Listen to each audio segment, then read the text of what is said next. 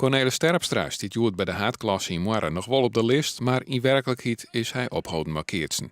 Terpstra maakt deze week bekend dat er ophoudt, maar verder wil hij er niet toe sissen. In het kwaad nog even. Terpstra die had een rechtszaak onspant in het Keertsboen dat hij zelfs een wandmaatje wil. Die had er verlen en nou houdt er hem wel op markeertsen.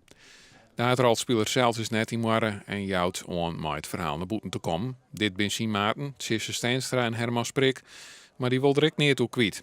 Dit is Reinder Triemstra. Hij maakt het nou de wanten. Cornelis had om hem vregen voor hem een wand te maken, maar dat wil Triemstra net. En ik die wil niet voor de camera sissen. De enige die er wat op kwijt wil is de keertsgoeroe Jan Braaksma. Cornelis Terpstra is ergens maar begonnen en die dacht het gelijk heilig te kennen toen kwart pleiten. Nou, dat is een goed recht.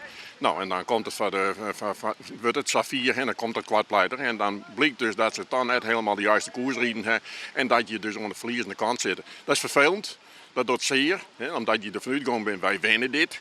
Nou, en dan mag je je verlies nemen. En ik denk net dat ze dat verlies echt nam. En dan krijg je alles, dan wordt het begonnen modder te gooien, dit en dat. En dan de meeste modder is richting Reinder Triemstra gegaan. En dat vind ik zeer onterecht. Hij had altijd maar een mofkeers van Jan Scheepvaart. Nou, beloofd dan bij Jan Scheepvaart. Nou, die wie dus ik net meer goed. Nou, dan krijg je op een gegeven moment weer te zeggen, ik hang je mof om te keertsen. Dat hier de jaren betekent. Dat hier ik wel in de winter betekent. Want toen speelde dat hele verhaal ik al. Nou, dan krijg je alle ellende eromheen, alle je kampen, de eerste zittelvol kampen. Nou, dit kamp er nog bij. Nou, en dit is een kamp, en dat kamp zal ik wel een tijdje blauw, dat is nog één keer zat. Dienjes idee is de oren zien breien. Dit is Matten Veenstra. Vlinier nam hij op de PC afskier, maar Veenstra is per 21 juni de vervanger van Cornelis Terpstra.